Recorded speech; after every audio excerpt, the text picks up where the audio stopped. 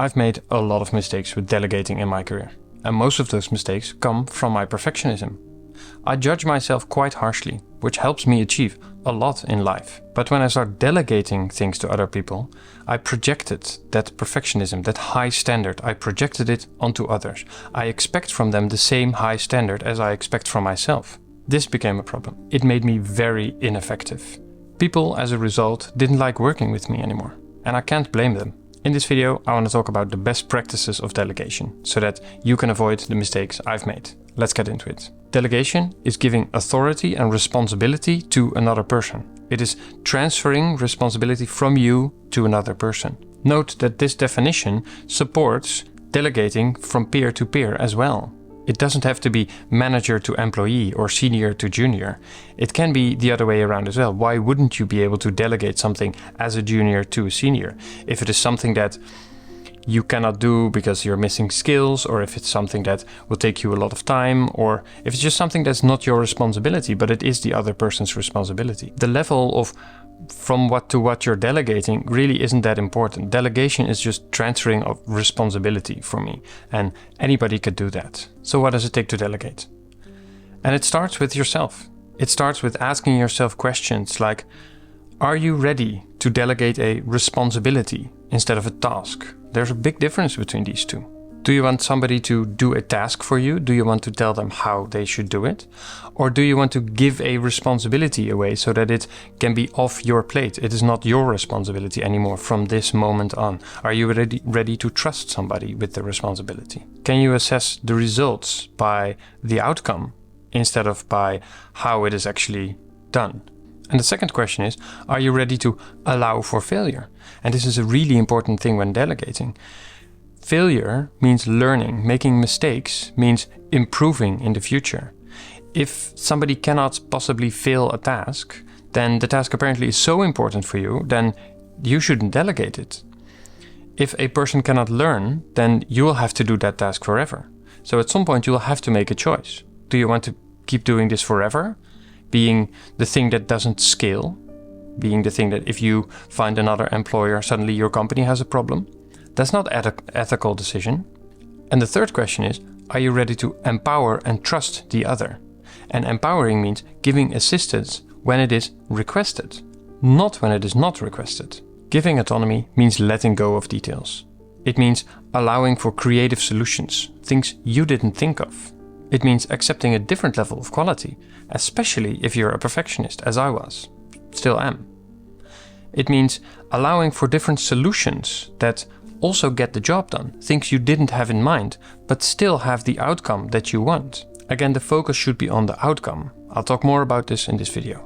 If you don't do all these things, if you're not ready to delegate a responsibility, if you're not ready to allow for failure, if you're not ready to give autonomy and let go of details, then you'll end up micromanaging, hurting yourself and the other in the process. Now that you've got your mindset straight, let's inspect the responsibility you're trying to delegate. Let's look at the why, what, and how of the thing you'll be delegating. Imagine you only tell somebody how they should do a thing. You have taken the creativity out of their hands. You have not given them a problem to solve. You have given them a solution to execute. They're not using their brain to come up with creative solutions. They're just going through the motions that you have told them to make. Only mentioning the how is the worst possible way of delegating. You should avoid it at all costs. When you're in this situation, people don't know how to correct mistakes. When they don't understand what they're doing and why they're doing it, then if you made a mistake in even coming up with the how they should do it, then they cannot fix it because they don't understand why they're doing it. So this mistake will end up not fixed. It will be released into the wild. If you only tell somebody the how, then the task might get done, but your original goal is not achieved. Now imagine you tell somebody the what of the thing you're trying to delegate. This is better than the previous scenario where you only told them the how, because now they can come up with the how themselves. They know the what, which is a problem, and then they get to solve it. They get to come up with a solution. But they still might make wrong decisions because they don't understand the bigger picture yet. They haven't heard the why yet. They are a bit more motivated than the previous scenario because you've told them the what and not the how. Now imagine the best possible scenario. You tell somebody the why and the what, but not the how. You're making full use of their brain. You're actually motivating them by explaining and taking the time to explain the why. This will make people see the value they're creating. This will make them feel like they matter. Then telling somebody the what in alignment with the why, again, gives somebody a problem to solve. It gives room for their creativity. Steer clear from the how, unless they ask for help. And this is the time to customize your message. More experienced people don't want to be told the how.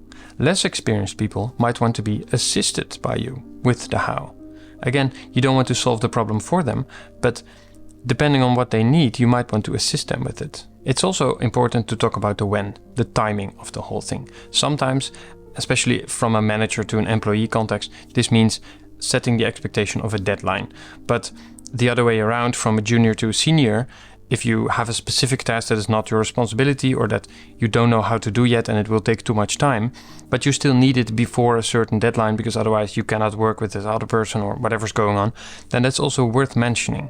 So make sure you you discuss the potential deadline, whether it's a soft or a hard deadline, and ask the person you're delegating to whether this is achievable. They need to actually commit to this being achievable. If they don't, then this won't work. You'll be disappointed in the end. But you want to be careful not to get into the realm of estimations again, because they'll very often be wrong. And if they're over time, then you have a problem with your deadline. If they're under time, then you have Parkinson's law. The work will just expand to fill the time allotted to it. So be careful with this. And the last part of the conversation when delegating is going forward. How do you want us to work together? Do you want to give me regular status updates from now on? Do you want to do certain things together? Do you want me to do a code review at the end? Do you want me to review your plan before you start typing? Do you want me to just leave you alone completely? Now remember that accountability is good. If you get periodical status updates, if you have a chance to give feedback, then it will be easier for you to trust. It will be easier to let go. And when the work is done, you need to have a conversation about the results. If they achieve the results in time, they need to be thanked for it. If they achieved a lot more in that same time or of a lot higher quality than what you needed or expected, then you need to give sincere praise. And if they didn't do the work of quality high enough or they didn't finish in time, then they need to be held accountable. As long as you've given them a responsibility and you haven't told them the how, you haven't solved it for them and you haven't micromanaged, because then they're not responsible for the end result anymore. You are as well. To summarize, individuals don't scale. Companies organize in teams so that they don't have the risk of this one person leaving or the risk of there being too much work for this one person. Instead, in a team, you have less risk and horizontal scaling. No matter how good, fast or smart you are, you'll never be as fast as an entire team. You can't run a company alone. Learn how to delegate in a humane way and your effectiveness will skyrocket. Delegation is a skill that even juniors should learn. It's useful for the entire team. And that's it. I hope this was helpful. I hope you liked it. If you have any thoughts or you want to see a specific video in the future, leave a comment and subscribe. Thank you very much for watching.